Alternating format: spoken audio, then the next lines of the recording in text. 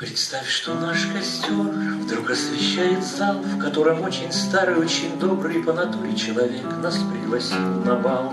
И каждый с этих пор себя считает самым-самым из счастливейших людей. И блики от костра дрожат на потолке, миллионы искр доверчиво ложатся на плечо легко. Твоя рука лежит в моей руке, и ты тихонько шепчешь: я прошу тебя еще. Дирижирует усердно добрый милый чародей и почти неимоверно одаряет, как детей. И твоя рука пылает, и моя рука горит.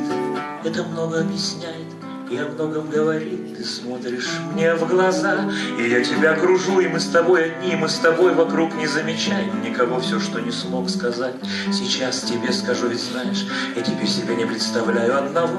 Кружится все вокруг, и все, что возле нас, нам кажется под стать необыкновенным снам. Вершится стрелок круг, и уже близок час, когда придется бить 12 часам. Только ты, я твердо знаю, никуда не убежишь, все равно тебя поймаю, даже если ты решишь.